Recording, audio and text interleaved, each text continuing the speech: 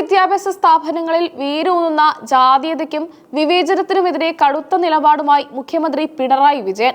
ഭരണഘടനാ ശില്പി doctor BR അംബേദ്കറുടെ ജന്മദിനത്തോടനുബന്ധിച്ച് പങ്കുവച്ച ഫേസ്ബുക്ക് പോസ്റ്റിലാണ് കണ്ണൂർ അഞ്ചരക്കണ്ടി ഡെന്റൽ കോളേജ് വിദ്യാർത്ഥി നിതിൻ രാജിന്റെ ആത്മഹത്യയുടെ പശ്ചാത്തലത്തിൽ മുഖ്യമന്ത്രി തന്റെ ആശങ്കകൾ രേഖപ്പെടുത്തിയത്.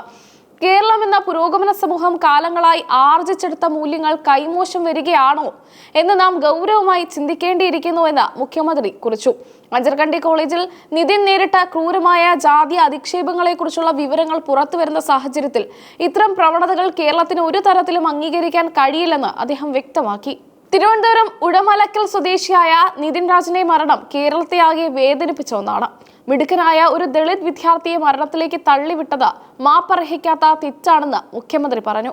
ആ കുടുംബത്തിന്റെ വേദനയിൽ കേരളമാകെ പങ്കുചേരുന്നുവെന്നും കുറ്റക്കാർക്കെതിരെ ശക്തമായ നടപടി ഉണ്ടാകുമെന്ന സൂചനയും അദ്ദേഹം നൽകി.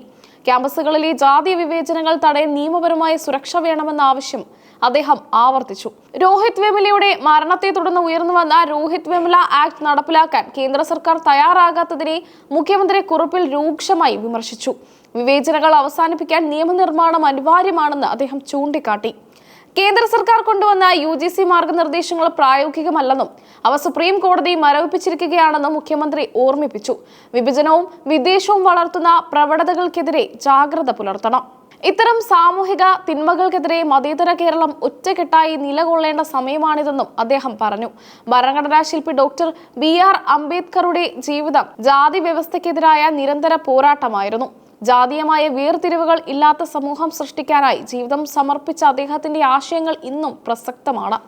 അംബേദ്കർ ഉയർത്തിപ്പിടിച്ച സാമൂഹിക നീതി എന്ന ലക്ഷ്യം ഇന്നും അകലെയാണെന്ന് വാർത്തകൾ തെളിയിക്കുന്നു.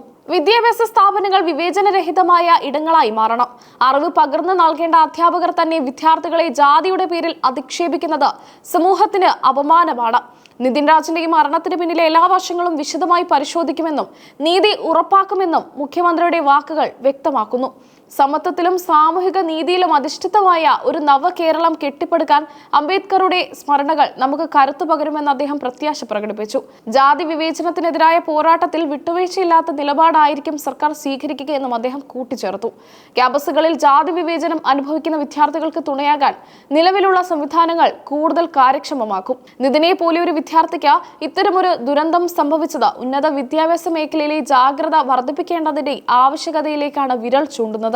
അംബേദ്കറുടെ ജന്മദിനത്തിൽ അദ്ദേഹത്തിന്റെ ആശയങ്ങൾ ഉയർത്തിപ്പിടിക്കുന്നത് കേവലം ചടങ്ങല്ല, മറിച്ച് ജാതിരഹിത സമൂഹത്തിനായുള്ള പ്രതിജ്ഞ പുതുക്കലാണെന്ന് ഓർമ്മിപ്പിച്ചാണ് മുഖ്യമന്ത്രി തന്റെ കുറിപ്പ് അവസാനിപ്പിച്ചത്.